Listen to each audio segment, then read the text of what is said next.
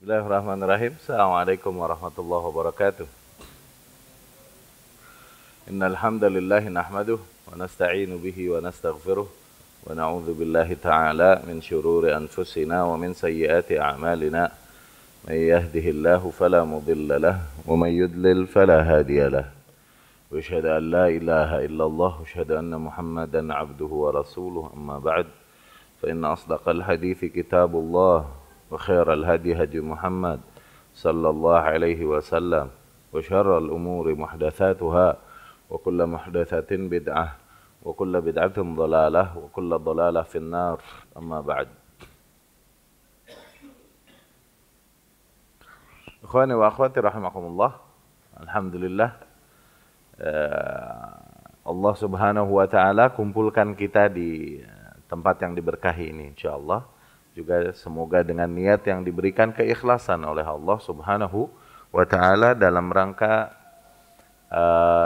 mengkaji beberapa ayatnya atau hadis-hadis Rasulnya sallallahu alaihi wasallam, yang semoga dengan itu bertambahlah pemahaman kita tentang agama kita, ya.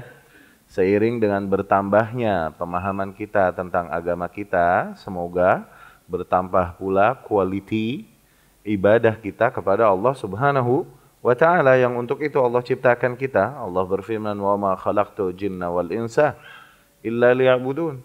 Tidaklah aku ciptakan jin dan manusia kecuali dalam rangka beribadah kepadaku, ya.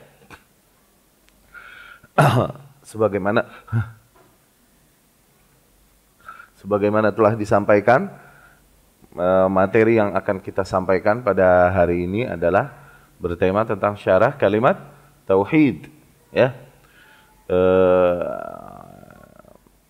Tauhid, ikhwani wa akhwati rahimakumullah, adalah sesuatu yang sangat mendasar, yang harusnya setiap muslim memulai, ya, bangunan agamanya dengan menyempurnakan pondasi tauhidnya ini. Tayyib. Tidaklah Allah subhanahu wa ta'ala utus seorang nabi pun atau rasul yang diutusnya kecuali pasti untuk menyeru manusia kepada tauhid. Allah subhanahu wa ta'ala berfirman, ma arsalna min qablika min rasul illa nuhi ilaihi annahu la ilaha illa ana fa'budun. Tidaklah kami utus seorang pun Rasul sebelummu ya Muhammad kecuali pasti kami wahyukan kepadanya bahwasanya la ilaha illa ana, tidak ada Tuhan selain aku, fa'budun, maka sembahlah aku, ya. Dan kemudian tauhid ini pula yang menjadi standar awal sahnya atau diterimanya semua amalan oleh Allah subhanahu wa ta'ala. Maknanya sebesar apapun amalan seorang hamba, namun ketika dia adalah bukan orang yang bertauhid kepada Allah subhanahu wa ta'ala dengan baik, ya, maka Allah subhanahu wa ta'ala tak akan menerima amal solehnya tersebut. Katakanlah billions yang disumbangkan oleh seseorang di jalan kemanusiaan, billions katakan, tapi dia tidak bertauhid dengan baik kepada Allah subhanahu wa ta'ala, then it's nothing. Allah subhanahu wa ta'ala tak menerimanya. Atau seseorang yang melakukan puasa ribuan hari atau sholat ribuan rakaat, tapi dia adalah orang yang juga di satu waktu mempersekutukan Allah subhanahu wa ta'ala, syirik, tauhidnya tidak baik, maka itu semua tidak ada artinya di sisi Allah subhanahu wa ta'ala, tidak diterima oleh Allah subhanahu wa ta'ala. Maka tauhid adalah hal yang sangat mendasar. Tauhid adalah starter as a Muslim to study his deen, ya. Harus berangkat dari tauhid. Sempurnakan pengenalan kita, ma'rifat kita tentang tauhid. Barulah kita berangkat atau melangkah ke next step, ya, mempelajari agama kita. Tauhid adalah bagian daripada akidah. Tauhid adalah bagian daripada akidah. Jadi akidah adalah sesuatu yang umum, ya. Akidah sesuatu yang berkaitan dengan faith, dengan keyakinan. Oke? Kalau dibilang tauhid berarti bagian daripada akidah, pelajaran akidah. Tapi kalau dibilang akidah belum tentu bicara tentang tauhid. Ini ikatan antara akidah dan tauhid. Akidah itu sesuatu yang berkaitan dengan keyakinan. Surga, mengimani surga, neraka, azab kubur, ya kan? Dan lain-lain itu bagian daripada akidah, tapi bukan bagian dari pembahasan tauhid. Tauhid ini berbicara tentang pengesaan Allah Subhanahu wa taala, ya. Nah, kita akan coba jelaskan tentang tauhid di sini, kemudian hal-hal yang bertentangan dengan tauhid. Kita akan sedikit juga membahas tentang sejarah tauhid supaya kita dapat memahami lebih baik tentang tauhid yang dimaksud dan dituntut oleh Allah Subhanahu wa taala kepada para hambanya, ya. Oke, bisa kita mulai ya. Tauhid, ikhwani rahimakumullah, sesuatu yang sangat azim, sesuatu yang sangat agung.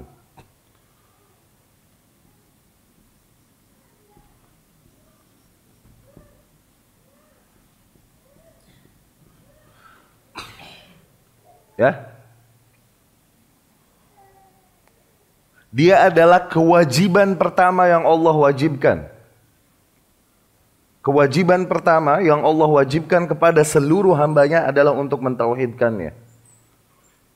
Maka dari situ dikatakan, kita sampaikan tadi bahwa tidaklah Allah mengutus seorang pun nabi atau rasul kecuali pasti diperintahkannya untuk menyeru kepada tauhid. Ini kewajiban pertama. Ya. Dan dengan tauhid ini Allah Subhanahu wa taala, seorang hamba dengan tauhid yang baik, maka akan terhapuskan dosa-dosanya yang lain. Asalkan dia memiliki sisi tauhid yang baik. Banyak hadis-hadis tentang keutamaan tauhid ini. Seperti yang diriwayatkan dari Abdullah ibnu Amr ibnu As, hadithul bitaqah, hadis tentang bitaqah. Bitaqah means stroke. Kalau kita belanja tuh suka ada stroke-nya. Yani paper yang memanjang, ada catatan, notes. Okay? Rasul sallallahu alaihi wasallam bersabda, yusahu birajulin min ummati ala ru'usil khalaiq. Seorang di antara umatku dipanggil di antara di hadapan seluruh manusia di hari kiamat. Di hadapan seluruh manusia di hari kiamat. Ini judgment day. Okay? Dipanggil seseorang kemudian disidang oleh Allah Subhanahu wa taala.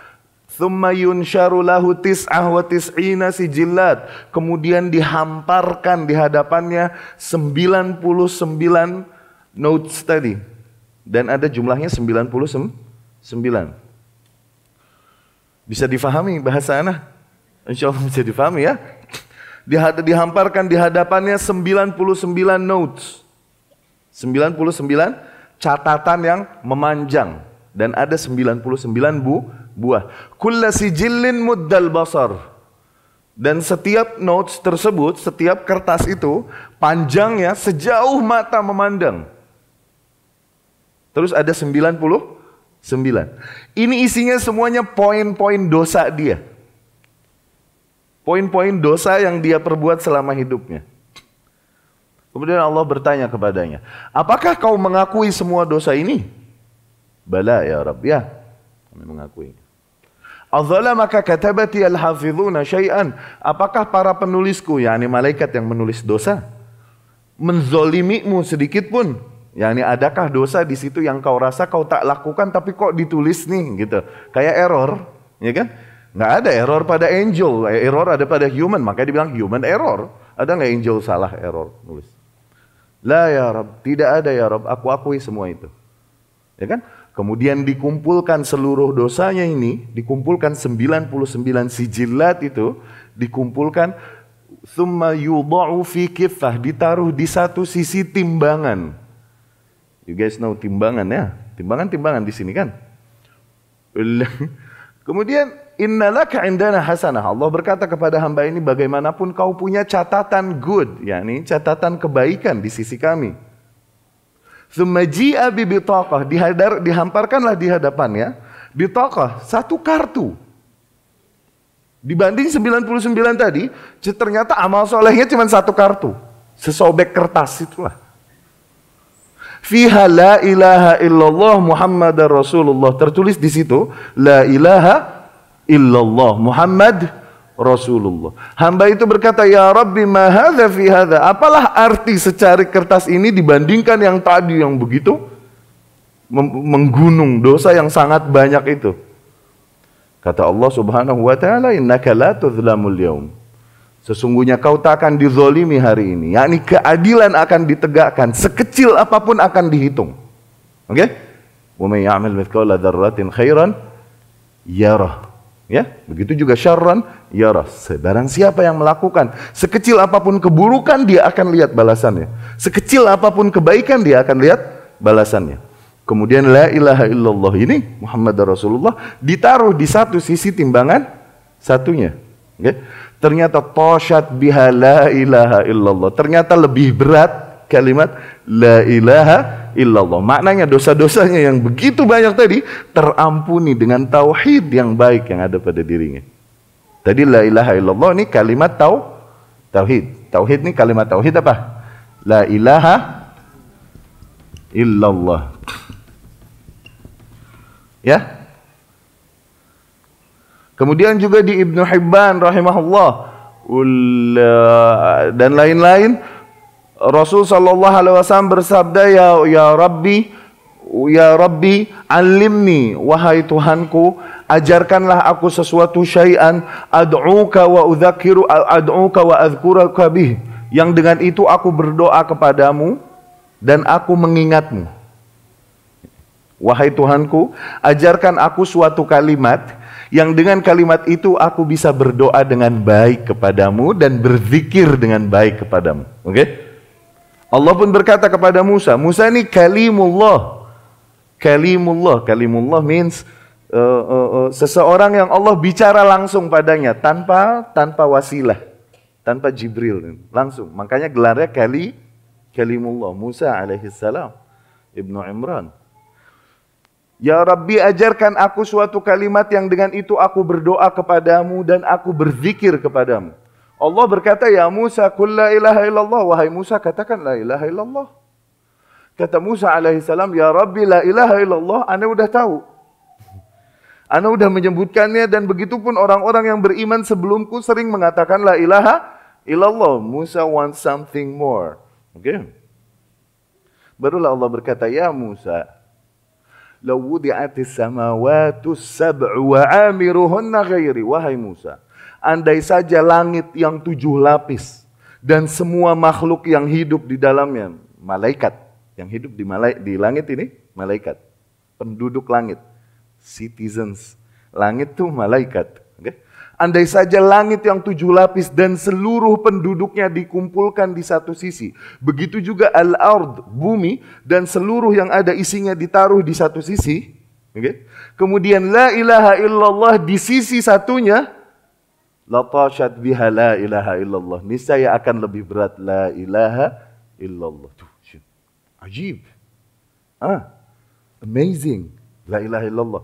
Tapi la ilaha illallah yang dimaksud oleh Allah Subhanahu wa taala, it's not just a word you said with your tongue. No. Tapi kalimat yang kau mesti fahami hakikatnya dengan baik dan kemudian kau penuhi consequences-nya in your life. Okay?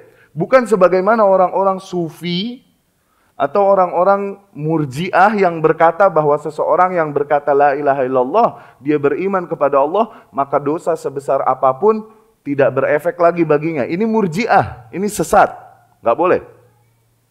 Oke?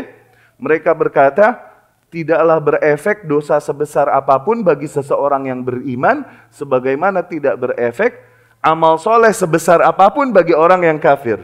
Yani orang kafir, dia mau lakukan amal soleh seperti apapun, tidak jadi pahala kan untuknya, ya kan?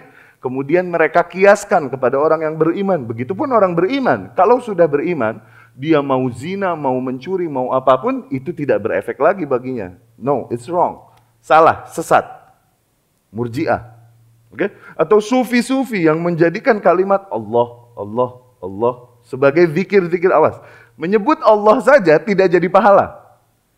Seseorang menyebut Allah. Ini zikir bukan? Hah? Belum zikir Allah. So what? Kalau kau bilang subhanallah, oke, zikir. Alhamdulillah, oke, zikir. Allahu Akbar, oke, zikir. Tapi kau bilang Allah. Zikir kalimat Allah 1000 kali. Allah, Allah, Allah, Allah, Allah, Allah. Gitu kan Sufi? Lama-lama jadi Iya. Dan mereka berkata kalimat ini lebih tinggi dan mulia daripada kalimat Allah. Itu kesesatan-kesesatan Sufi yang salah memahami hal-hal demikian. Dan betul sahih dari Rasul sallallahu alaihi wasallam bahwasanya man kana akhiru kalamihi la ilaha illallah, barang siapa yang akhir perkataannya di bumi, yakni sebelum meninggal, la ilaha illallah dakhalal jannah, maka dia akan masuk surga. Rasul pun sallallahu alaihi wasallam berkata, innallaha ta'ala harrama 'alan nar, sesungguhnya Allah Subhanahu wa taala mengharamkan bagi api neraka man qala la ilaha illallah, orang-orang yang berkata la ilaha illallah. Hadis-hadis ini sahih, tapi memahaminya yang keliru. Seringkali orang memahaminya keliru. Seolah-olah la ilaha illallah ini hanya sebuah kata la ilaha illallah. Ya, nggak ada hakikatnya dan nggak ada. Nah, kita lihat bagaimana memahami maksud la ilaha illallah dengan baik.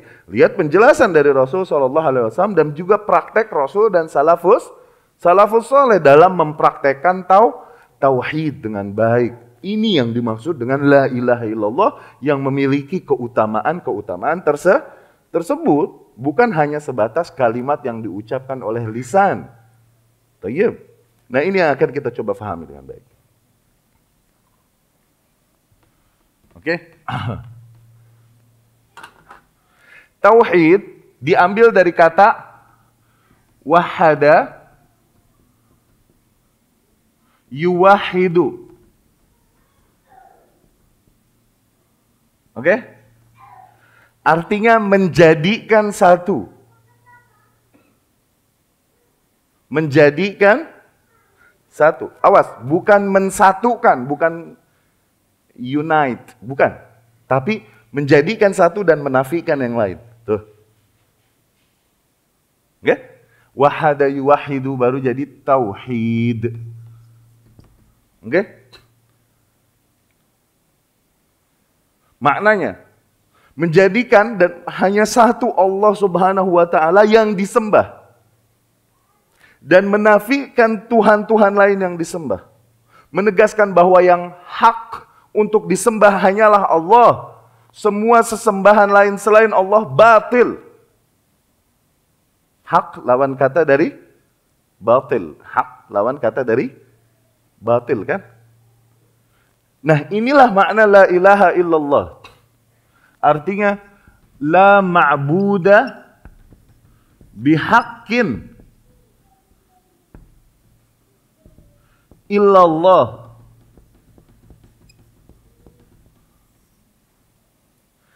Tidak ada ma'bud, tidak ada sesuatu yang disembah dengan hak kecuali hanya Allah.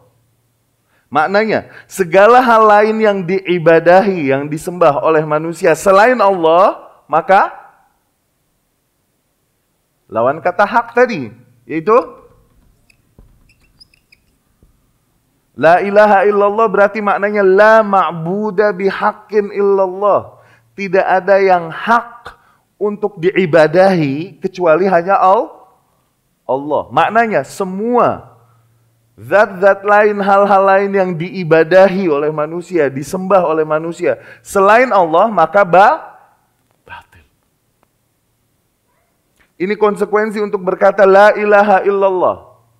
Maka nggak boleh ragu berkata bahwa agama lain selain Allah salah, batil. Sesembahan-sesembahan lain selain Allah salah. Hanya Allah yang hak untuk disembah.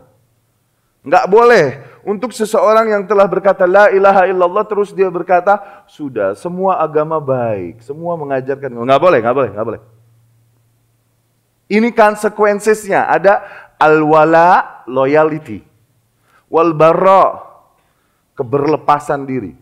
Wala kepada Allah Subhanahu wa taala dan Rasulnya dan seluruh ajarannya, dan berlepas diri dari hal-hal yang bertentangan dengan Allah Subhanahu wa taala dan ajaran-ajarannya, Rasul sallallahu alaihi wasallam dan sunnah-sunnah. Al-wala wal bara. Oke? Jadi makna la ilaha illallah, la ma'budu bihaqqin illallah. Oke? Saya teruskan ya. Bisa difahami kan? Bisa difahami insyaallah ya. Nanti bengong nih bengong ngerti kan, bukan bengong ngantuk kan? La ilaha illallah, ulama menjelaskannya, ini terdiri dari dua rukun. Tahu rukun? Ada rukun, ada syarat. Oke? Rukun, bagian dari sesuatu. Fahami ini dulu. Rukun, part of something. Syarat, hal yang di luar sesuatu itu. Contoh, takbiratul ihram, ruku, sujud, itu rukunnya sholat. Maknanya, bagian dari praktek sholat, part of sholat. Iya gak? Iya gak? Oke? Tapi wudu, bagian dari sholat bukan? Dia syarat sholat, bukan rukun sholat. Paham? Rukun tubuh, tangan, body, kepala, kaki, itu rukun. Syarat untuk tubuh supaya survive, makan, minum, oksigen, itu syarat. Di luar tuh, paham rukun sama syarat ya? Oke? Tauhid punya rukun, terdiri dari dua rukun, supaya sempurna. Oke? Dan dua rukun ini harus difahami dengan baik.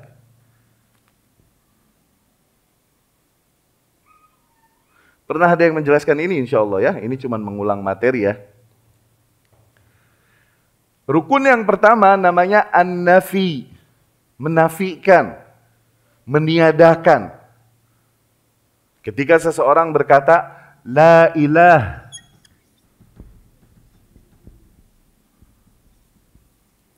Tiada Tuhan. Tuh. There is no God at all. Nafi. Menafikan. Titik zero, titik neutral. Oke? Rukun yang kedua, rukun yang pertama apa tadi? Nafi. Rukun yang kedua, al-isbat. Menetapkan, menegaskan. Illallah. Maknanya Allah adalah Tuhan. Meyakini bahwa Allah adalah siapa? Tuhan, zat yang disembah.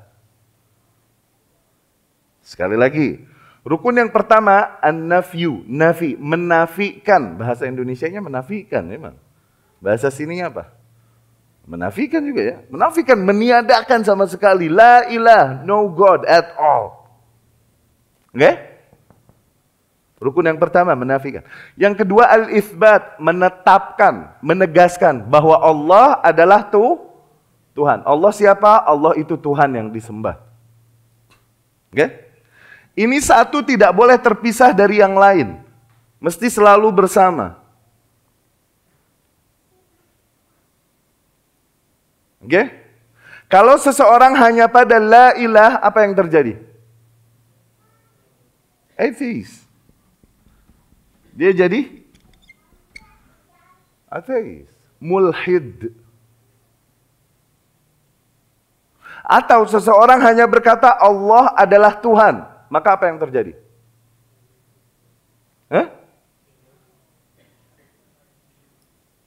Iya, it's not enough. Seseorang berkata Allah siapa? Allah Tuhan.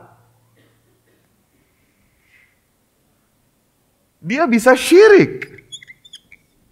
Jangan bilang musyrik. Oke? Kita sifati amalnya. Kita sifati prakteknya. Tapi jangan dulu sifati orangnya. Untuk orangnya ada syarat-syarat nanti. Mengkafirkan, takfir, tasyrik, tabdi, ini panjang prosesnya. Makanya sifati, belajar bedakan antara mensifati sebuah praktek yang salah, perkataan yang salah, atau mensifati orangnya. Nanti dulu. Seseorang bisa jadi dia mengatakan kata-kata kufur, tapi nggak boleh kita bilang dia kafir. Nggak boleh, ntar dulu. Seseorang melakukan sebuah kesyirikan, dia nangis-nangis di kuburan, dia berdoa minta-minta di kuburan. Syirik gak? Syirik gak? Jangan ragu dong, jangan-jangan ente masih lagi nih. Ragu ngomongnya kelihatannya. You doubt. Hah? Syirik kan? Oke. Tapi jangan langsung bilang musyrik, nggak boleh. Awas. Ada prosesnya nanti. Ahlus sunnah bukan tukang mengkafir-kafirkan sebagaimana yang dituduh ahlul bidah bahwa kita nih tukang kafir-kafirin. Enggak, kita mensifati amalannya, jangan orangnya. Tayyib. Kalau seseorang hanya berkata bahwa Allah adalah Tuhan, dia syirik. Bisa jadi dia masih mentuhankan hal-hal lain selain Allah. Kalaupun dia mengakui bahwa Allah adalah Tuhan. Oke, sampai situ dapat difahami nggak? Bisa difahami insya Allah ya? Boleh minum dulu? Boleh.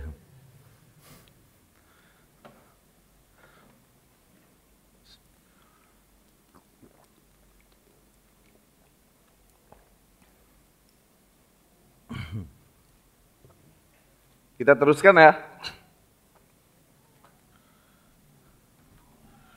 Kaum musyrikin yang ada sekarang, kufar, banyaknya di sini.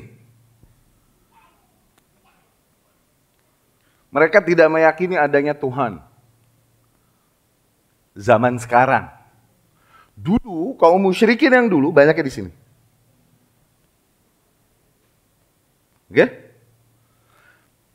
Mereka, kaum yang dihadapi oleh Nabi Muhammad sallallahu alaihi wasallam,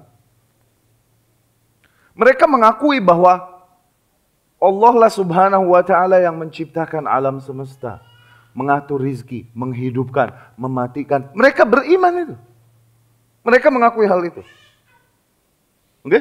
Allah yang maha memberi manfaat, Allah yang maha memberi madarat. Mereka mengimani itu semua. Allah yang menggantikan siang dan malam, yang mengatur berjalannya alam semesta, universe, semuanya Allah subhanahu wa ta'ala. Kaum musyrikin terdahulu mengakui hal itu. Allah banyak menegaskan hal ini.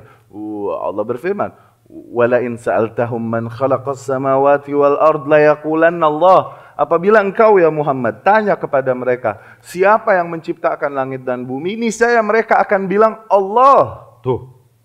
Allah yang bilang. Wala in di ayat lain, "Wala in sa'altahum man khalaqas samawati wal ard wa sakhkhara asy-syamsa wal qamar." Apabila engkau tanya kepada mereka ya Muhammad, siapa yang menciptakan langit dan bumi dan kemudian mengatur berjalannya matahari dan bulan? Oke? La yaqulanna Allah, niscaya mereka akan bilang Allah. Itu mereka akui. Oke? Tapi ketika diseru untuk mengatakan la ilaha illallah, oke? Mereka nggak mau. Karena mereka faham betul makna la ilaha illallah. Mereka orang Arab yang sangat memahami bahasa Arab dengan baik. Hanya dari kalimatnya saja, hanya dari redaksi zahirnya, mereka tahu konsekuensinya. Nah, itu mereka nggak mau.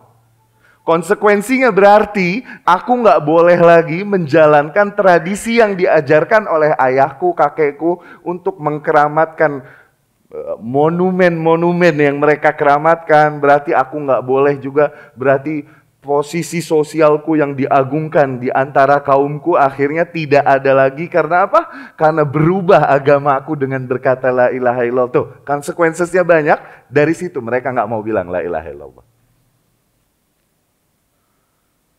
Paham? Nah, kenapa kaum yang sekarang dengan mudah berkata la ilaha illallah, mereka belum paham konsekuensinya. Mereka pikir berkata bahwa Allah adalah Tuhan cukup untuk memasukkan seseorang ke dalam Islam. Padahal mereka masih mengkeramatkan kuburan. Padahal mereka masih mengkeramatkan azimat-azimat. Keris, apa kalau di Jawa, batu kalung, ya kan? Pohon-pohon keramat, kuburan-kuburan keramat. Tayyib.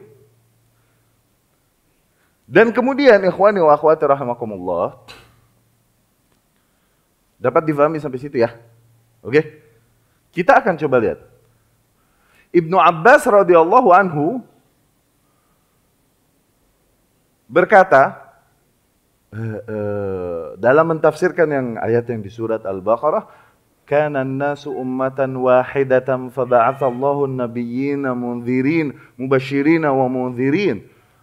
Tadinya manusia adalah umat yang satu. yakni agama manusia itu satu dulu. Okay? Kemudian Allah Subhanahu wa taala mengutus para nabi dan rasul, pemberi peringatan dan pembawa kabar gembira. Liyahkuma bainahum, untuk menghukum di antara mereka fi makhtalafu fi, padahal yang mereka berbeda pendapat. Padahal yang mereka bertentangan padanya. Oke? Nah, Ibnu Abbas radhiyallahu anhu mentafsirkan bahwa pada awalnya seluruh manusia agamanya adalah Islam. Bertauhid dengan baik kepada Allah Subhanahu wa taala. Pada awalnya seluruh manusia beragama Islam dan bertauhid dengan baik kepada Allah Subhanahu wa taala. Agama ini awalnya dibawa oleh Adam alaihis salam. Jadi nggak ada agama lain di muka bumi selain Islam. Oke? Tidak ada agama lain selain Islam. Perhatikan dulu hal ini. Antara Adam dan Nuh alaihi salam berapa tahun? 1000 tahun. Oke? Antara Nuh dan Ibrahim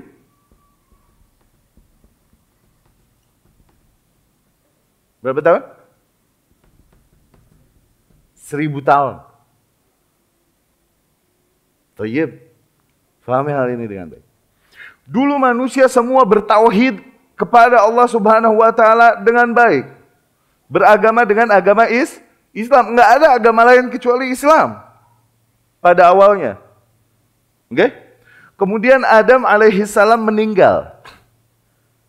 Meninggal, kemudian anaknya semakin banyak dan semakin jauhlah zamannya dari zaman Adam alaihi salam. Nah, pada mereka tidak melestarikan ilmu agama yang dibawakan oleh ayah mereka, yaitu Adam alaihi salam. Semakin tipis, semakin mereka nggak mengenal ilmu agama.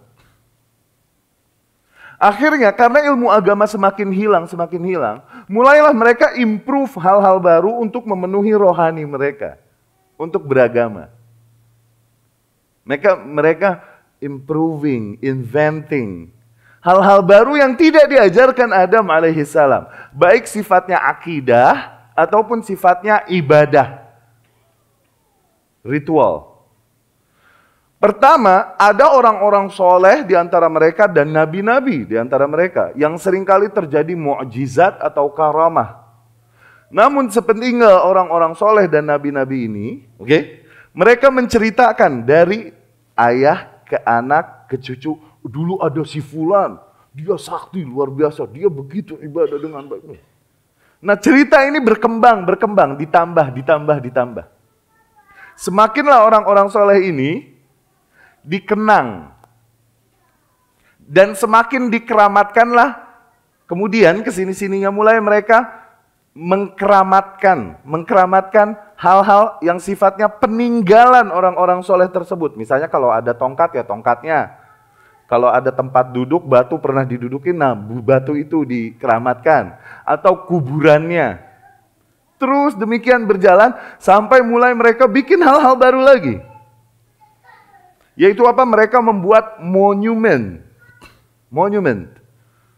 yang menggambarkan orang-orang soleh itu. Mereka jadikan patung-patung. Nah, patung-patung ini kemudian mereka hormati dan mereka keramatkan, dan mereka mendekatkan diri kepada Allah melalui patung-patung ini. Karena apa? Kita ini manusia biasa terlalu banyak dosa, nggak bisa mendekatkan diri kepada Allah. Kita bisa mendekatkan diri melalui wasilah, perantara. Tadinya orang-orang soleh dan para nabi tersebut. Tapi ketika mereka semua meninggal, bagaimana kita mendekatkan diri kepada Allah? Mereka cari cara. Oke? Mereka menemukan cara ini. Syaitan membisikkan kepada mereka dan menjadikan cara ini. Mengenang orang-orang soleh tersebut, kemudian mendekatkan diri kepada orang-orang soleh, kepada Allah Subhanahu wa Ta'ala melalui orang-orang soleh ini.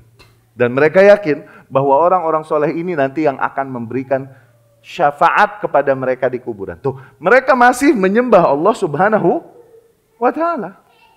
Tapi telah terjadi kesyirikan, tapi mereka merasa benar bahwa apa ini? Mendekatkan diri kepada Allah, dan ini yang diajarkan oleh kakekku, ayahku. Terus satu generasi mengajarkan kepada generasi berikutnya, kepada generasi berikutnya, kepada generasi berikutnya, dan kemudian kesesatan pun semakin melebar. Dapat dipahami hal ini? Oke? Sampailah terjadi, sampai titik Allah menghukumi mereka telah syirik. Yaitu di zamannya Nuh alaihis salam. Pada saat itulah Allah turunkan, Allah utus Rasul yang pertama di muka bumi untuk membawakan keterangan dari Allah. Bahwa apa yang kalian lakukan dan kalian kira mendekatkan diri kepada Allah ini salah. Kalian ini udah syirik. Allah utus Rasul pertama di muka bumi. Siapa first Rasul? Nuh alaihissalam. Datanglah Nuh kepada mereka, menjelaskan kepada mereka. Oke. Tapi mereka menentang Nuh. Kenapa? Karena yang diajarkan oleh Nuh dan diseru oleh Nuh adalah sesuatu yang bertentangan dengan apa yang diajarkan oleh ayah, kakek, nenek moyang mereka. Dengan tradisi yang berjalan di kaum itu. Ditentanglah Nuh alaihissalam. Iya gak? Terus Nuh mendakwahi mereka sampai 1000 tahun kurang 50 tahun. Nuh alaihissalam masa dakwah, oke? 950 tahun. Ini masa dakwah loh. Masa hidup beda lagi. Paham nggak? Nih Rasul SAW lahir 0. Jadi Rasul umur berapa? 40 kan? 40 tahun. 40 tahun mulai dakwah. 13 tahun dakwah di Mekah kan? 3 tahun Syria, 10 tahun Jahriyah. 13 tahun di Mekah. Kemudian pindah ke Madinah. Di Madinah 10 tahun kemudian Rasul meninggal di 10 Hijriah. Jadi masa dakwah Rasul berapa tahun? 13 di Mekah sama 10 Madinah. Jadi berapa ya? 23. Masa dakwah Rasul 23 tahun. Nah, Nuh alaihissalam masa dakwahnya 900. Berarti masa hidupnya berapa lama? Iya gak? Boleh minum lagi? Boleh.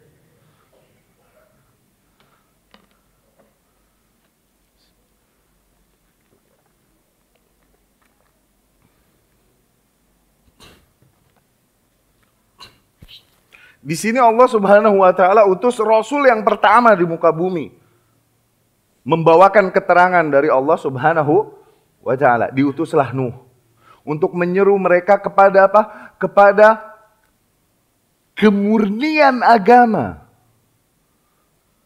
To purify their deen. Oke? Allah utus dia to call the ummah to the purity of the deen.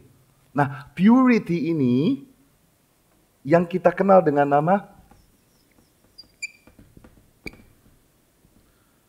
tasfiyah.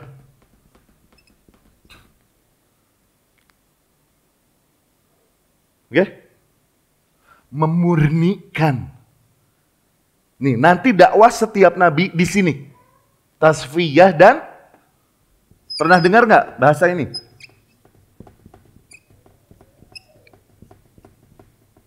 Tasfiyah dan tarbiyah. Tarbiyah means education. Oke?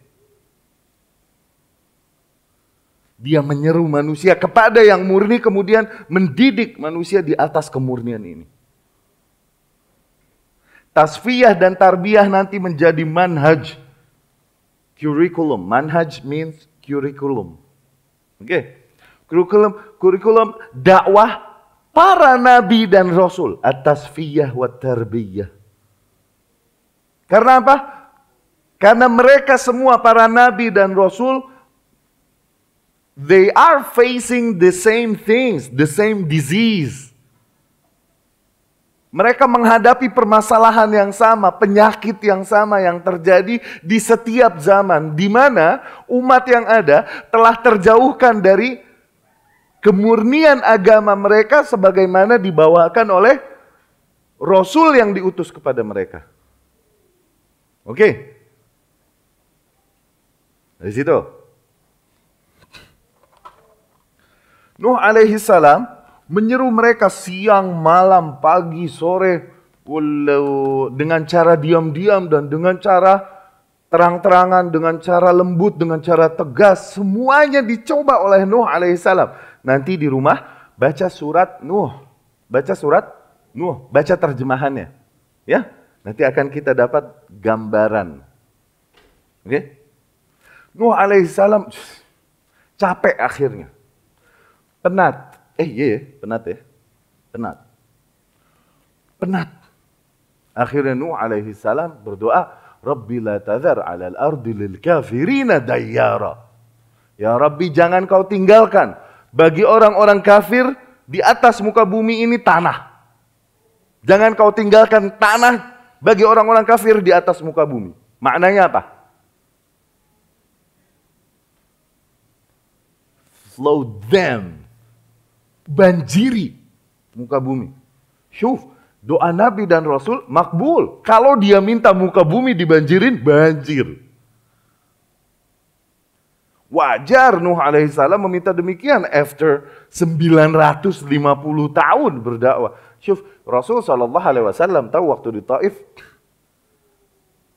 Taif, Rasul di masa-masa 13 tahun awal di Mekah kan? Ya kan? 13 tahun awal di Mekah, Rasul ini meminta pertolongan, ayo tolong siapa yang mau melindungi kami dan kaum muslimin. Minta terus kepada orang-orang. Orang-orang yang haji datang, dia hampiri, tolong kami orang-orang yang lemah dan tertindas di sini, tolong kami. Siapa yang mau menolong kami, menerima kami agar kami berhijrah ke sana. Tapi nggak ada yang mau nolongin. Rasul pun akhirnya Shallallahu Alaihi Wasallam berjalan ke Taif. Di Taif dia meminta tolong kepada orang sana untuk memberikan mereka perlindungan dari siksaan dan azab kaum musyrikin yang terjadi di Mekah. Tapi penduduk Taif pun menolak mereka dan memakinya, menolak Rasul dan memakinya, kemudian mengusir Rasul Shallallahu Alaihi Wasallam. Kemudian Rasul pun pulang dilempari batu oleh penduduk Taif sehingga Rasul pun berlari dalam keadaan berdarah mukanya. Karena apa? Lemparan-lemparan batu tersebut. Rasul pun lari dan terus berlari sampai dia nggak sadar di satu tempat dia terduduk. Udah nggak sadar nih. Dalam artian benar-benar shock, benar-benar depresi akan apa yang telah menimpanya. Tiba-tiba malaikat Jibril alaihissalam datang kepada Rasul Shallallahu Alaihi Wasallam dan dia berkata, ini ada malaikat penjaga Akhsyaban. Akhsyaban 2 gunung batu yang berada di dekat Taif. Ini malaikat penjaga gunung itu. Dia memberi salam kepadamu. Malaikat tersebut pun berkata, Assalamualaikum ya Muhammad. Waalaikumsalam warahmatullahi wabarakatuh. Kata malaikat ini, kalau kau perintahkan kami li'an utabbiqa alaihimul akhsyaban, la fa'alna. Apabila kau perintahkan aku untuk mengangkat gunung batu ini dan menimpakannya atas mereka, kami akan lakukan ya Muhammad. Yani apapun yang kau perintahkan kami siap. Tapi Rasulullah SAW berkata apa? Bal arju ayyukhrijallahu min aslabihim unasun ya'budunallah atau yuwahidunallah. Justru aku berharap agar Allah mengeluarkan dari punggung-punggung mereka, maknanya menjadikan keturunan-keturunan mereka adalah manusia-manusia yang beribadah kepada Allah, mentauhidkan Allah. Maknanya kalau Rasul mau perintahkan mereka untuk hantam dengan gunung batu itu bisa, puas. Tapi akhirnya nggak ada manusia. Coba sabar, dibiarkan saja, nanti siapa tahu keturunannya. Jadi orang-orang yang mentauhidkan Allah dengan baik. Masih sabar nggak Rasul? Masih sabar nggak? Masih sabar ya? Ya iyalah, 23 tahun dakwahnya. 13 tahun di Mekah, 10 tahun Allah. Itu kemudian Allah kasih kelonggaran dan mulai dibukakan kemenangan di Madinah, wajar. Rasul masih. Ini 950 tahun. Masih juga ngebandel. 950, seceng kurang gocap. Oke, seceng ini 1000. Gocap nih 50. Seceng kurang gocap ya ini 950. Itu bahasa Jakarta. You know that, huh? Di sini dipakai. Seceng 1000, goceng 5000. Hah, enggak? Oh. Cepet 100. 950 seceng kurang gocap. Tahun, 950 tahun. Dia melihat satu kaum, satu generasi terus menentangnya. Ya udah, dia berharap generasi berikutnya kali anak-anaknya. Ternyata anak-anaknya begitu juga, dia berharap lagi generasi berikutnya kali. Masih begitu juga, dia berharap lagi berikutnya kali. Terus 950 tahun bro. Berapa generasi yang dia hadapi. Sampai baca surat Nuh itu nanti. Di situ dia berkata, Ya Rabbi, innahum la yalidu. Tidaklah mereka melahirkan nanti, kecuali orang-orang yang kafir dan mungkar juga seperti mereka. Enggak ada orang beriman dari keturunan. Sampai begitu Nuh bilang. 950, berapa generasi dia hadapin. Akhirnya Allah banjiri muka bumi.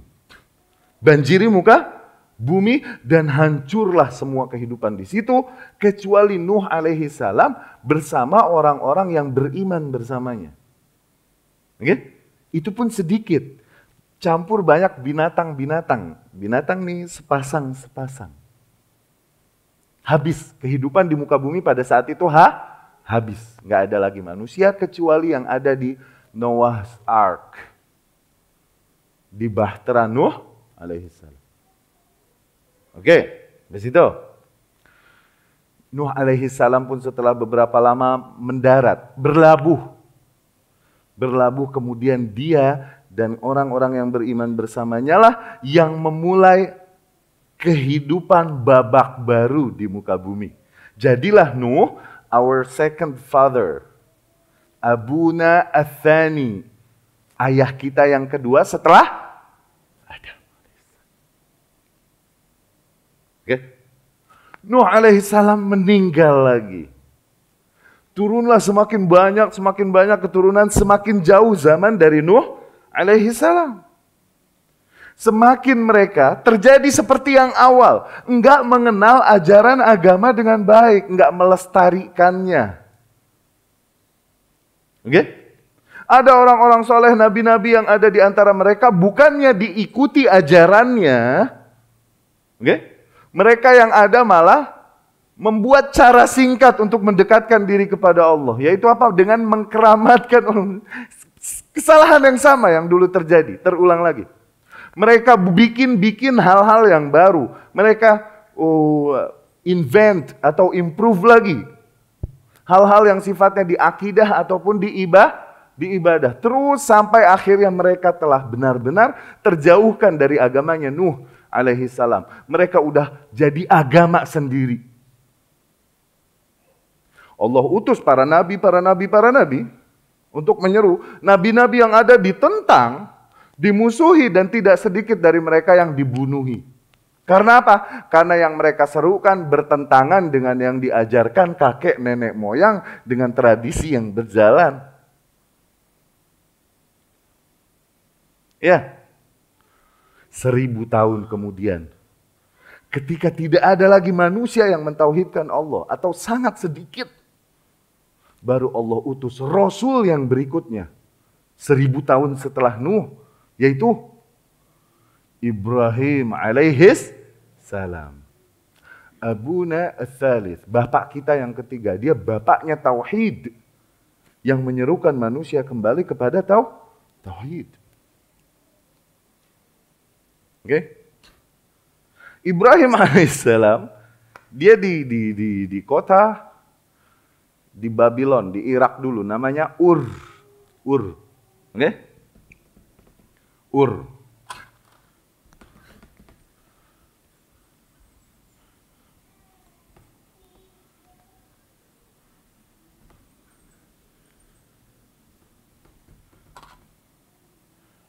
Tayyib.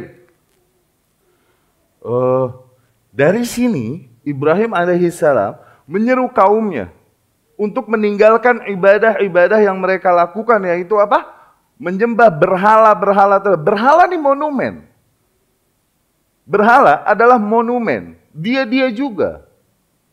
Cuman dibilang berhala, akhirnya kita lupa, nggak memahami hakikatnya. Padahal monumen, yakni patung yang dibuat untuk mengenang orang yang telah berlalu. Monumen nggak?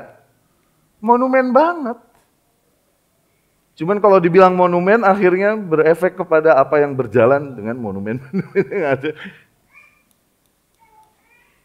Iya gak?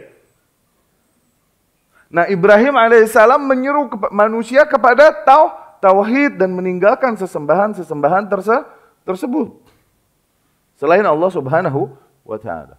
Terus Ibrahim alaihissalam menyeru mereka, terjadilah yang terjadi, ditentang Ibrahim apa ini itu, dihancurin sama Ibrahim, ini berhala-berhala dihancur-hancurin sama Ibrahim. Terus akhirnya mereka marah, dibakar Ibrahim, api nggak mempan. Akhirnya mereka pusingnya, udah diusir aja Ibrahim. Diusirlah Ibrahim dari negerinya dan berangkatlah dia mencari negeri tempat basis dakwahnya ini. Oke? Ibrahim alaihissalam pergi bersama istrinya namanya Sarah. Tayyib alaihissalam. Ya. Pergilah Ibrahim alaihissalam dari Irak terus mencari basis dakwah baru. Nah, di sini nih di tengah perjalanan terjadi sesuatu yang ajib, yang indah. Oke, ini banyak disebutkan di kitab-kitab sirah. Baca Ar-Rahiq Al-Maktum, Safiyur Rahman Al-Mubarakfuri, baca Al-Bidayah wa Nihayahnya Ibnu Katsir, atau Siyar A'lam An-Nubalanya Dzahabi, semua menyebutkan kisah ini. Oke? Ibrahim dan Sarah di dalam journey-nya, di dalam perjalanannya Allah bekalnya habis. Dia mesti mampir ke sebuah negeri untuk cari perbekalan, makanan, minuman dan lain-lain dong. Iya kan? Orang yang melakukan perjalanan gitu. Nah, dapatlah dia sebuah negeri, mau masuk ke situ, tapi Allah ilhamkan padanya negeri ini negeri yang zalim. Negeri yang jahat. Apabila seorang wanita datang ke sana, seorang wanita datang ke sana dengan suaminya, maka wanita ini akan dirampas, diculik. Dan itu bukan aib pada mereka, itu budaya yang berjalan. Tapi kalau seorang wanita datang dengan dengan abangnya, dengan brother, maka dihormati, nggak diapa-apain. Oke. Ini negeri para muhakkik, para peneliti sejarah kemudian berkata ini negeri Mesir. Penguasa yang ada di situ, penguasa Mesir, Fir'aun. Oke? Fir'aun min fara'inah Mesir. Fir'aun di antara Fir'aun Mesir. Akhirnya Ibrahim bilang sama istrinya, siapa istrinya tadi? Sarah. Dek, jangan bilang kalau adek istri abang. Oke? Bilang aja saudara. Saudarinya. Bohong nggak di sini? Bohong nggak? Ayam kenapa dibawa ngaji? Ayam tinggalin di rumah. Dibawa ngaji. Tadi dia berak di sini. Ayam dibawa ngaji, no.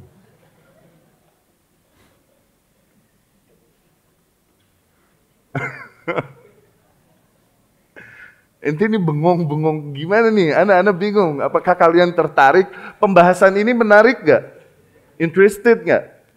Oke? Tuh ayam dibawa-bawa. Barakallahu fiik ya akhi.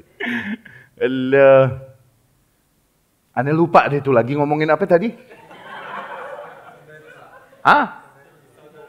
Oh iya, jangan bilang bahwa kau istriku, tapi katakan bahwa kau saudariku. Bohong nggak?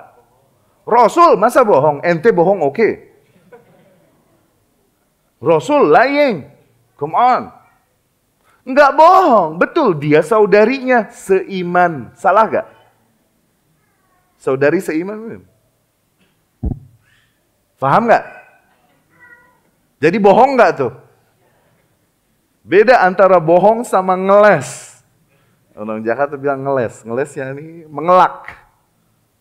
Oke, nggak bohong dong, Rasul masa bohong. Iya gak?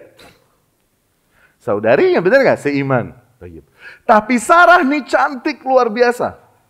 Wanita paling cantik yang diriwayatkan di riwayat-riwayat sahih, Sarah. Cuman sayangnya kaum muslimin nggak tahu. Kenapa? Karena kaum muslimin bacanya komik, majalah, nontonnya TV, sirah nggak dibaca.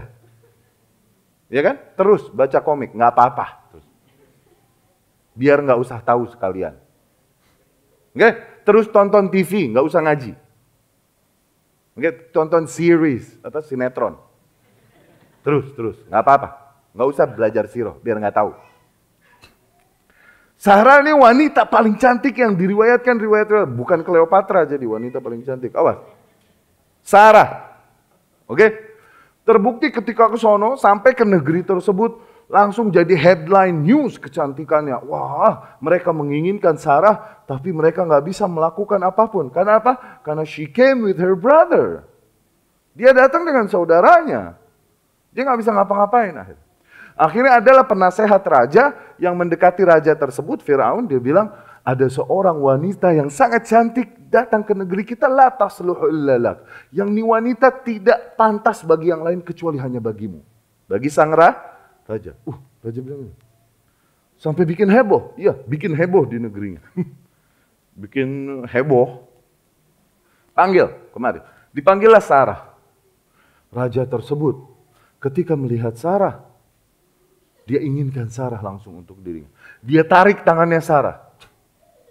Sarah yang lemah, tak berdaya, alaihissalam, dia minta kepada Allah perlindungan. Lindungi aku. Tiba-tiba tangan raja tersebut lumpuh, paralyzed. Dia kapok minta ampun, I'm sorry. Dia janji nggak melakukan lagi begitu. Kembalikan tanganku ini itu. Benar ya? Janji ya? Iya. Nggak begitu lagi? Iya. Didoakan kesembuhan oleh Sarah, tiba-tiba sembuh tiba-tiba. Tapi udah sembuh, dia lihat Sarah begitu mempesona lagi, begitu mengkilap, dia inginkan Sarah, diambil lagi tangan. Sarah yang tak berdaya minta perlindungan lagi kepada Allah, paralyzed lagi. Ampun, minta maaf, nggak lagi-lagi ini, benar ya? Nggak lagi-lagi, ya. Didoakan kesembuhan oleh Sarah, sembuh lagi. Udah sembuh nggak lama dia lihat Sarah, berarti kan sparkling, benar-benar kan? Sampai seseorang yang tahu bahwa dia akan paralyzed kalau try to reach her, tapi dia tetap melakukan itu lagi. Ya enggak? Kayak para wanita, para women yang melihat Yusuf alaihissalam. Mereka tahu nggak kalau iris-iris tangan pakai pisau sakit? Tapi lagi lihat Yusuf, mereka nggak sadar. Sama nggak?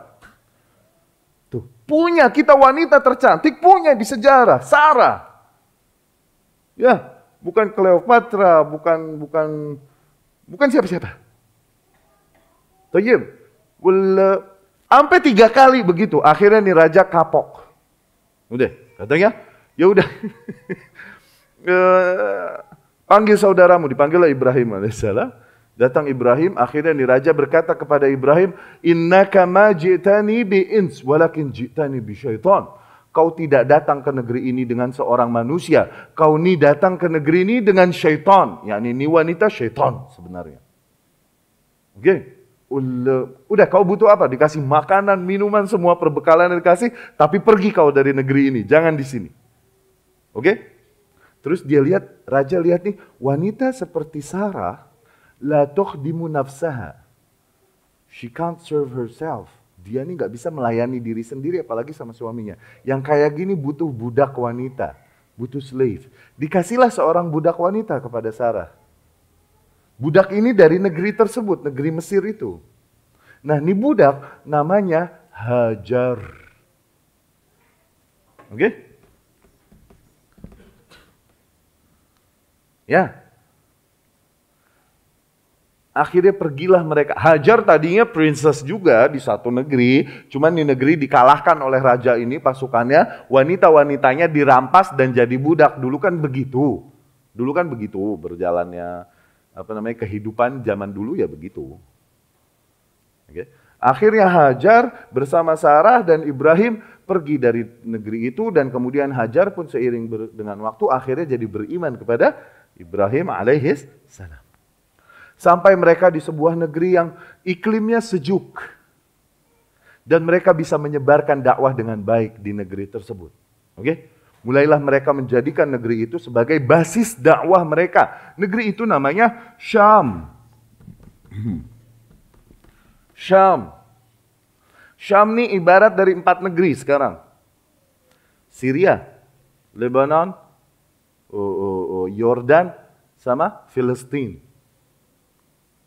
Syam. Wallahu a'lam, mungkin Ibrahim di Filistin, wallahu a'lam. Ala kulli hal Syam. Oke? Singkat cerita, Sarah nggak mengandung juga. Akhirnya Ibrahim ingin punya anak, ingin punya keturunan. Oke? Akhirnya Sarah pun memberikan budak wanitanya kepada Ibrahim. Itu udah buatmu. Hajar diberikan kepada Ibrahim alaihis salam. Enggak lama Hajar ternyata mengandung, hamil. Ibrahim sayanglah kepadanya, condong kepadanya. Nah, Sarah marah, cemburu. Kalau aku ketemu Hajar, aku potong-potong dia nanti. Sampai begitu, Ibrahim pun diperintahkan oleh Allah pergi, selamatkan Hajar. Pergilah mereka dari Syam. Nah, waktu itu Hajar pakai togiyah. Pakai nitok, yakni kain yang diikat di pinggang, okay? Kemudian kain ini memanjang sampai terseret-seret di pasir. Wanita pertama di muka bumi yang pakai nitok itu, nah itu Hajar. Seret-seret dan fungsinya menghapus jejak di pasir, menghapus jejaknya. Oke, nah akhirnya ini diikutin sama manusia-manusia kemudian di muka bumi sampai tersebutlah Asma bintu Abi Bakar yang dijulukannya Zatun Nitaqain, yang dia membuka sabuknya dan membelah dua, setengah dipakai, setengahnya dipakai untuk mengikat makanan Rasul dan ayahnya Abu Bakar ketika mau hijrah. Pernah dengar kisah itu ya? Sirah. Baca komik ya nggak bakalan tahu. Bacanya komik. Ya, sama magazine. Tayyib. Nah akhirnya tuh hal itu diikutin oleh tradisinya juga oleh ahlul kitab, di mana wanita kalau menikah bajunya panjang banget. Iya gak? Diikutin. Hordeng, spray, semua disambung panjang. Anduk. Panjang banget kan bajunya. Nah ini dari Hajar. Oke. Terus mereka berjalan sampailah mereka ke sebuah negeri. Ke sebuah lembah. Lembah yang gersang, kering kerontang, tidak ada kehidupan. Jangankan manusia, jin nggak mau hidup situ. Nggak ada siapa-siapa, sepi. Sampai di situ singkat cerita akhirnya Ibrahim diperintahkan oleh Allah tinggalkan Hajar situ. Cerita yang kalian tahu insya Allah. Yang mau ana kasih tahu, yang mau ana sampaikan adalah di mana Hajar kan melahirkan Ismail alaihis salam. Oke. Nah, jalur berikutnya dari situ. Jalur nabi-nabi berikutnya dari situ. Oke. Ibrahim alaihi salam. Nah, di Syam dia ada Sarah. Nah, ini di Hajar. Hajar melahirkan Ismail. Iya gak? Alaihi salam. Jadi nabi gak Ismail? Alaihi salam. Nah, kemudian pulanglah Ibrahim kembali kepada Sarah. Ada yang bilang 14 tahun, ada yang bilang 40 tahun kemudian, qadarullah Sarah yang udah tua bisa melahirkan. Dia melahirkan seorang bayi lelaki, namanya Isaac. Okay? Ishak punya anak 12 lelaki. 12 lelaki semua. Di antaranya ada yang namanya Yakub, Jacob. Yakub punya anak lelaki 12 lagi. Di antaranya namanya ada yang namanya Yusuf. Joseph. Terus nabi-nabi di jalur sini. Di daerah Syam. Iya gak? Di sini nggak ada nabi. Nggak ada nabi. Sampai nanti nabi penutupan di sini. Siapa?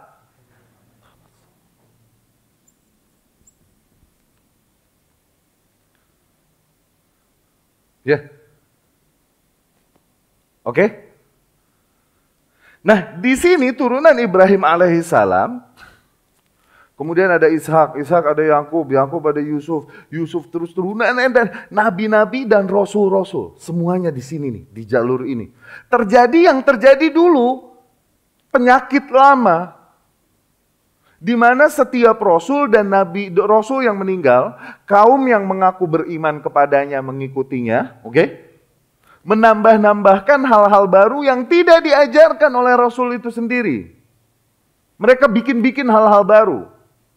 Baik di sisi akidah, keyakinan, ataupun ibadah. Sampai di Moses alaihissalam, Musa. Oke, dia bawa apa? Kitabnya. Old Testament, perjanjian lama, Taurat. Ya. Dia bawa Musa alaihissalam meninggal, kaum yang mengaku beriman kepada Musa tambah-tambah yang enggak, improve. Mereka bilang, oh, Yahudi adalah anak-anak kesayangan Allah. Bangsa selain Yahudi boleh kita bantai, boleh kita... Ini Zionis sekarang. Tuh, keyakinan-keyakinan baru yang Musa enggak ajarin. Uzair ibnullah, Uzair adalah anaknya Allah. Cara sholat yang enggak diajar. Musa ngajarin enggak cara sholat yang tempelin jidat ke tembok ratapan? Nangis-nangis. Ngajarin nggak Musa? Kan Yahudi salatnya begitu kan? Oke, Musa ngajarin begituan nggak mereka? Enggak, ini hal-hal yang mereka bikin-bikin. Nah, hal-hal yang mereka buat-buat itu apa namanya kalau bukan bid'ah?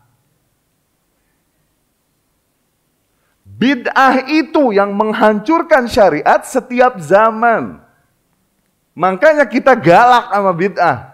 Kalaupun tujuannya baik. Paham?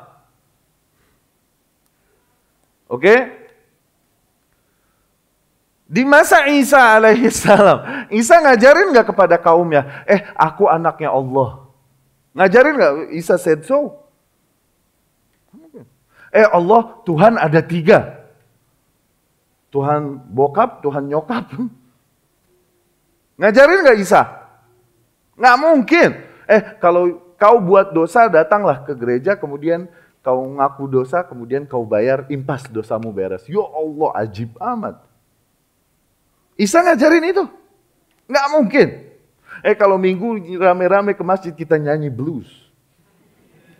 As they're doing. Iya kan? Mereka sholatnya nih nyanyi blues, nyanyi.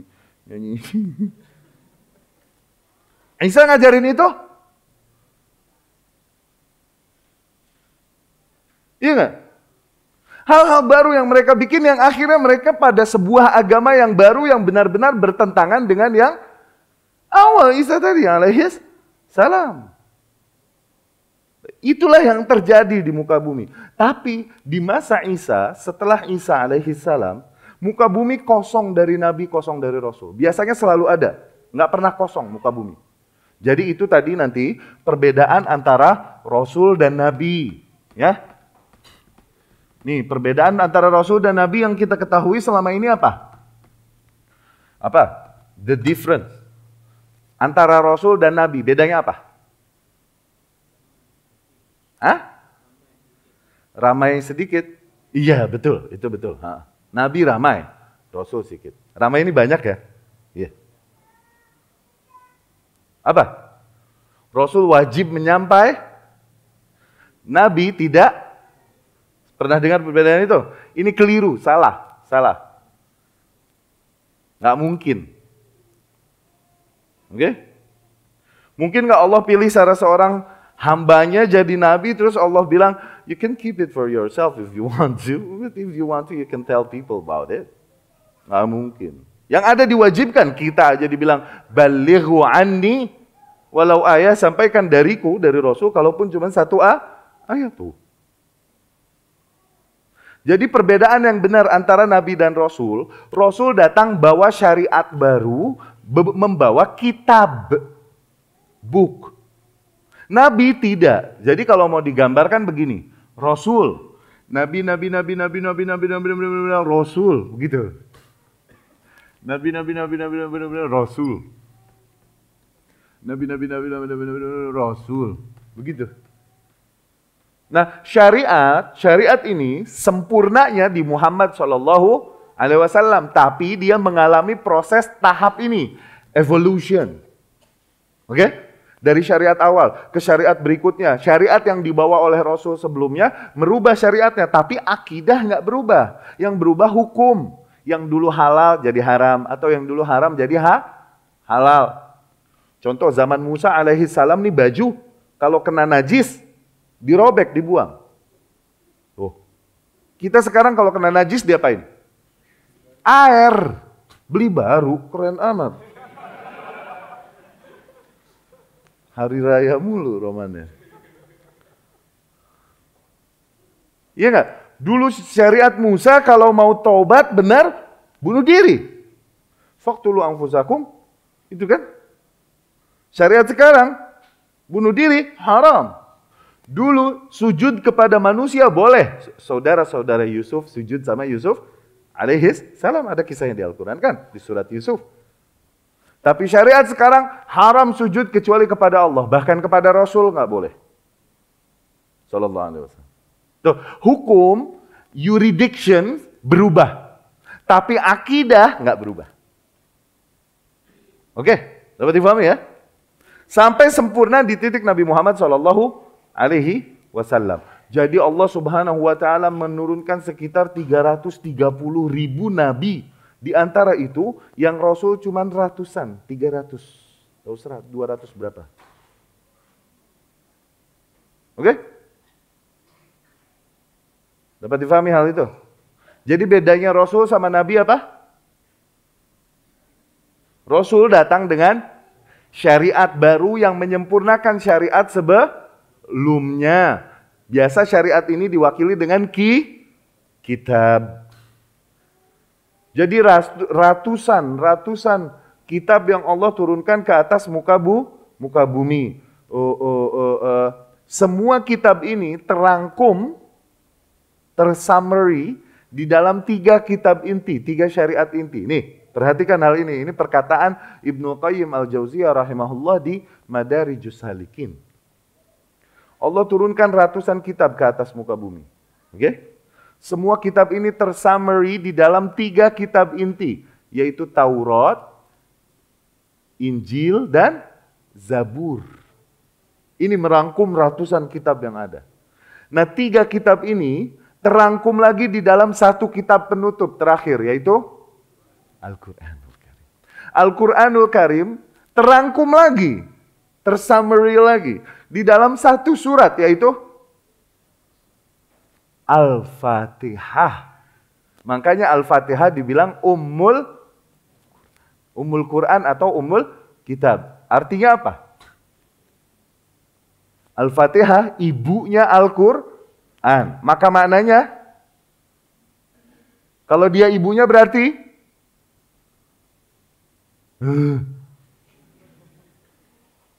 berarti surat-surat yang lain anak-anaknya dia, kan dia emaknya, begitu kan? Faham nggak? Maknanya surat-surat yang lain yang ada di dalam Al-Quran adalah penjelasan panjang lebar dari apa yang Allah globalkan di dalam Al-Fatihah. Begitu atuh. Kalau Al-Fatihah emaknya, berarti yang lain anak-anaknya. Al-Fatihah terangkum lagi, tersummary lagi di dalam 1 ayat. Iyyaka na'budu wa iyyaka nasta'in. Ajib. Ajib. Ini kalam Ibnu Qayyim Al-Jauziyah rahimahullah. Nah, kembali ke materi kita. Setiap Rasul meninggal tadi, kaum yang ada menambah-nambahkan ajaran-ajaran baru, akidah-akidah baru, ya kan? Ibadah-ibadah baru. Disitulah fungsi Nabi itu. Fungsi Rasul tadi datang bawa syariat baru dan bawa kitab. Oke, fungsi nabi datang.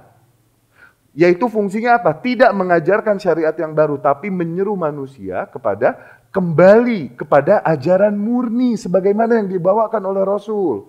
Menyeru kepada tasfiyah dan dia nyeru. Kenapa? Umat sudah menyimpang dengan bid'ah-bid'ah yang baru yang dibuat yang sampai membawa mereka kepada kesyirikan.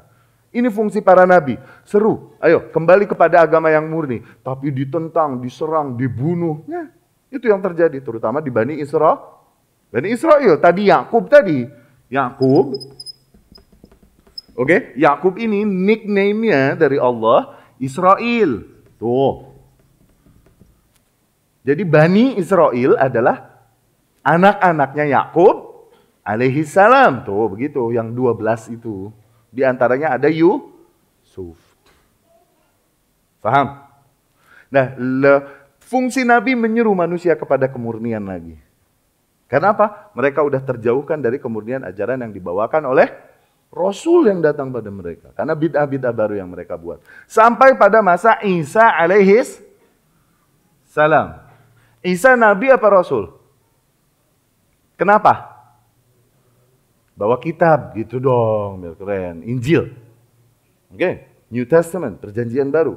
Nah, setelah meninggalnya Isa alaihi salam, perhatikan, ini nih poinnya nih. Setelah meninggalnya Isa, muka bumi kosong. Nggak ada Rasul, nggak ada Nabi. Sebelumnya nggak pernah putus.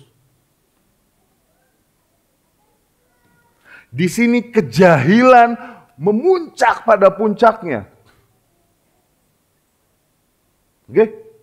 Nah, kosong muka bumi dari Nabi, dari Rasul sekitar 6 century. 6 abad.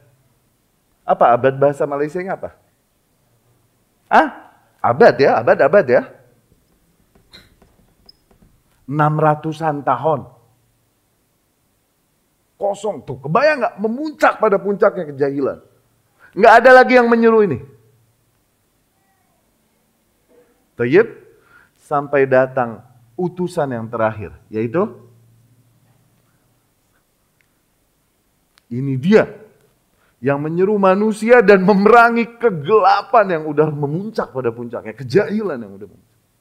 Muhammad sallallahu alaihi wasallam. Nah, masa 6 abad inilah, masa 6 abad yang dibilang masa jahiliyah. Itu, jadi definisi jahiliyah adalah, masa jahiliyah adalah fatrah allati khalatil ardu minar rusul wa minal anbiya qarabat sittah qurun. Sebuah fase, masa, di mana muka bumi kosong dari nabi, kosong dari rasul, sekitar 6 abad.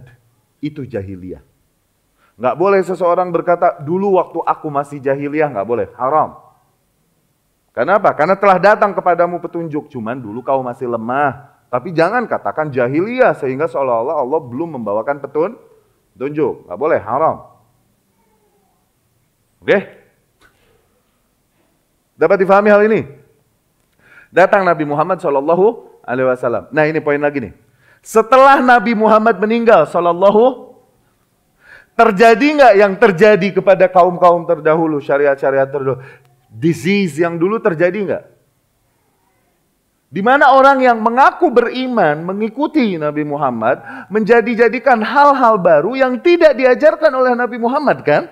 Sallallahu alaihi wasallam, akidahnya, ibadahnya, iya gak? Iya gak? Come on dong, ayo dong. Iya gak? Apa Nabi Muhammad ajarin, nisfu Sya'ban rame-rame ya? Ulang tahunku rayakan ya? Iya gak? Yang dulu terjadi sama, demikian. Dunia berjalannya tuh begitu. Allah janjikan, sejarah itu berputar. Wa tilkal ayyamu nudawiluha bainan nas, dan hari-hari itu kami putar di antara manusia. Means yang dulu terjadi sekarang terjadi, yang sekarang terjadi dulu pernah terjadi. Baca sejarah. Sama kan? Tapi setelah Nabi Muhammad, sayangnya nggak ada para nabi yang menyeru kepada kemuliaan, kemurnian lagi. Yang menyeru kepada tadi program dakwah para nabi, yaitu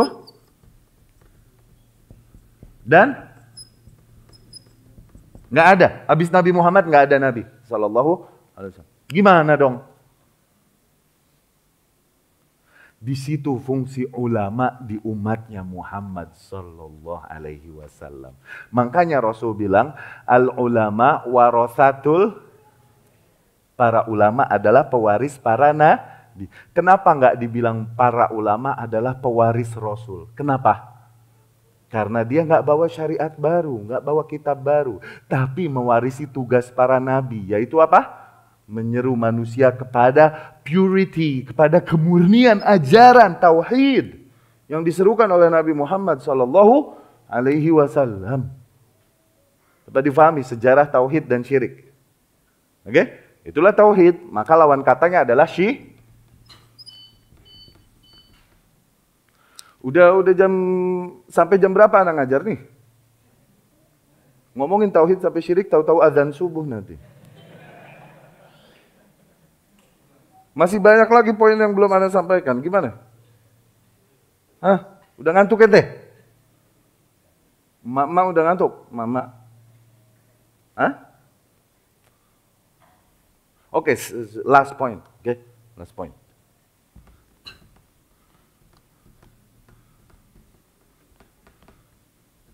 Dosa terbesar di muka bumi adalah nih, dia.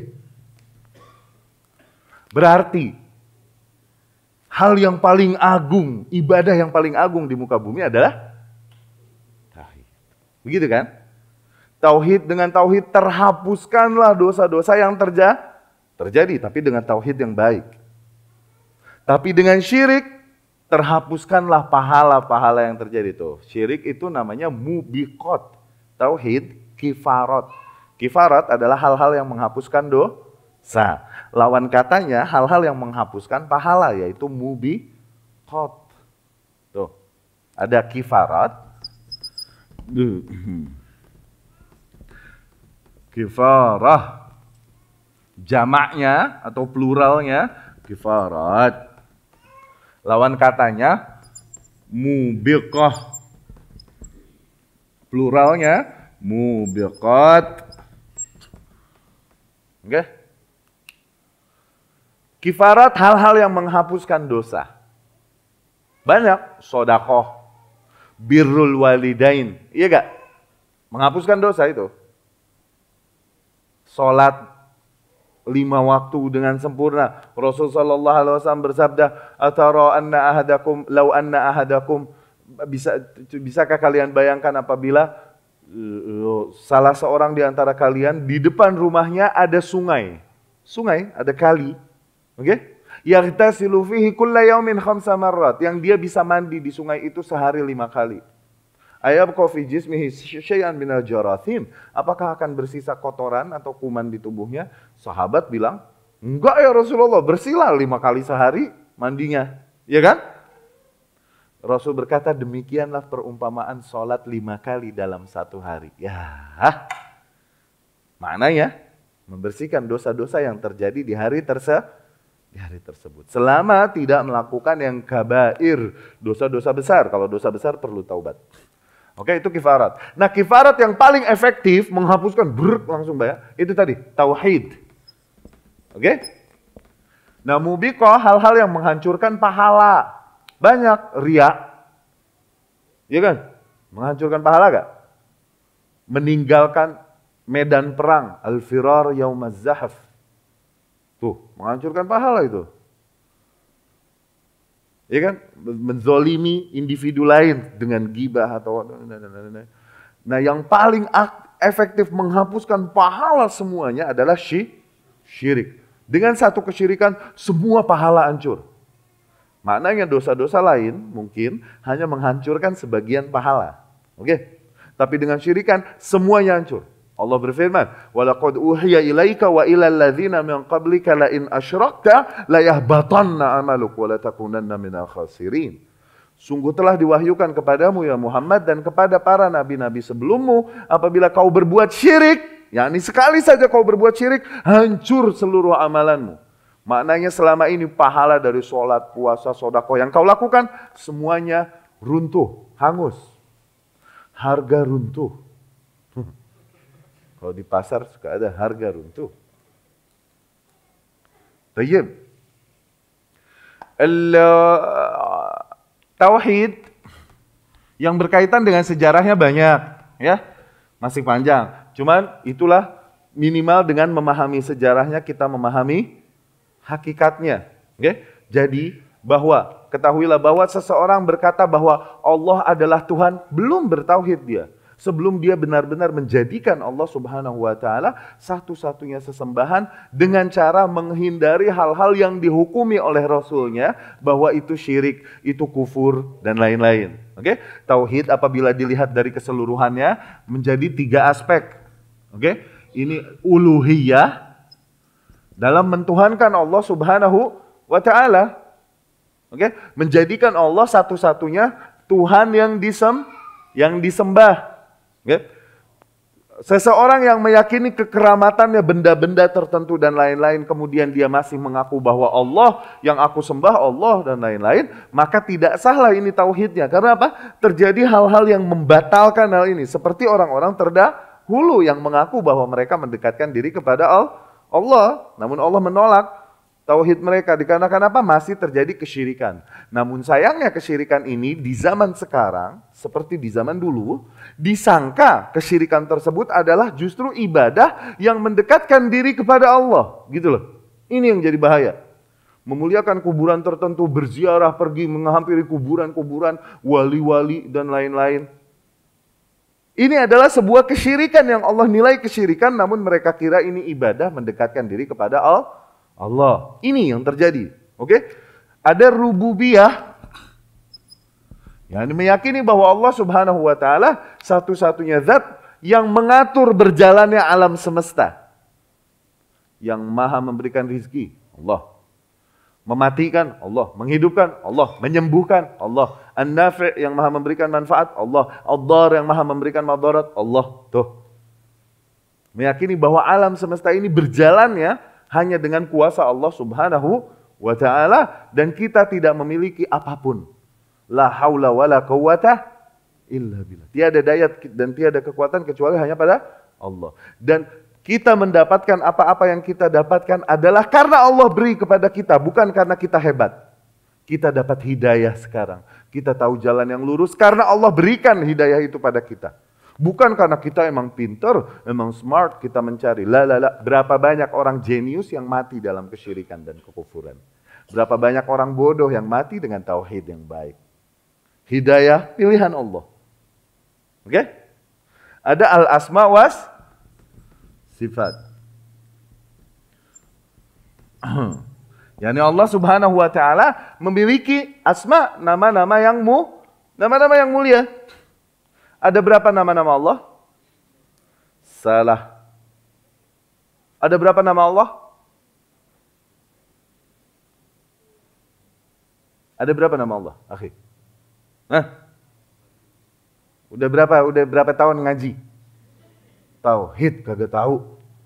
Tauhid ini yang paling standar. Udah berapa tahun ngaji pada? Ngaji apaan aja ente? Ditanya nama Allah ada berapa nggak tahu. Selama ini ngaji apa?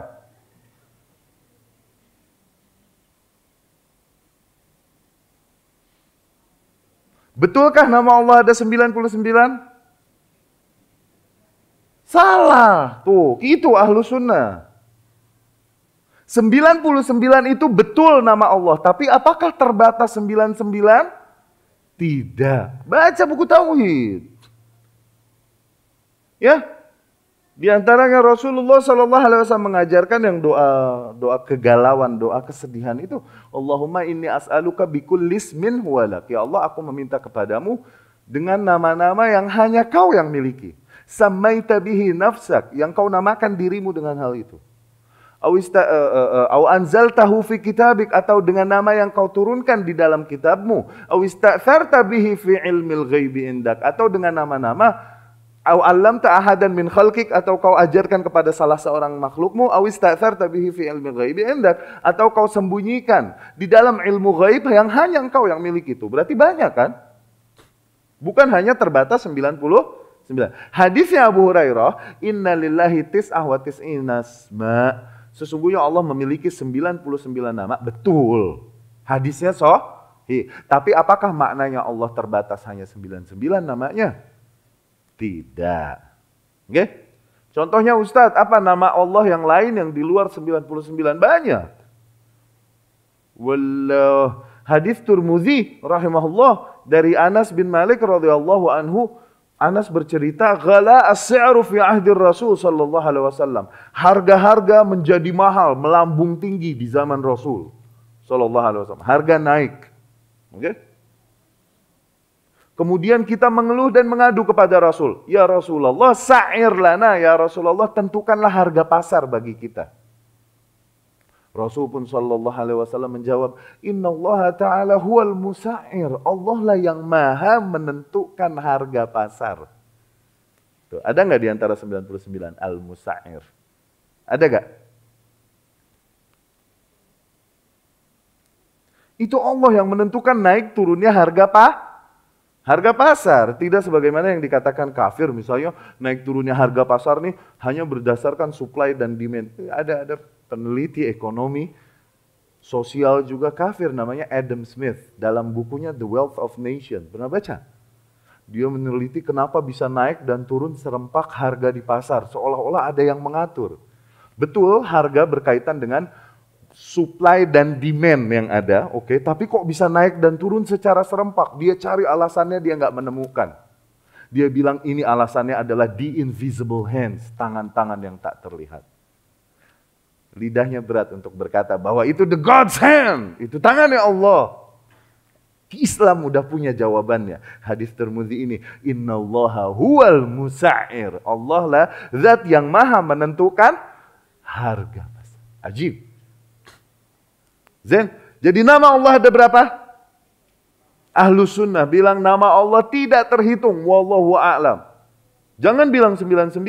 Yang bilang nama Allah 99, membatasi nama Allah 99 dan sifat hanya 20, itu Asy'ari dan Maturidi. Dia bikinlah wiridnya. Nas'aluka ya man huwar rahmanur rahimul malikul kudusus salam. Itu Asy'ari dan Maturidi. Sifat yang 20 dihafalin. Wujud, qidam, baqa, mukhalafatu. Pernah dengar gak? Kita waktu kecil suruh ngapalin gitu kan. Itu Maturidi yang bikin. Bukan Ahlus Sunnah. Enak aja. Pelajari tauhid sebelum kau pelajari yang lain.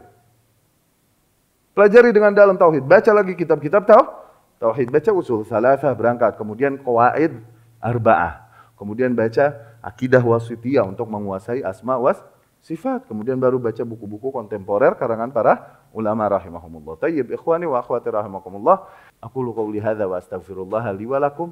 Terima kasih atas perhatian dan waktu yang diberikan. Semoga Allah Subhanahu wa taala pertemukan kita kembali di lain waktu.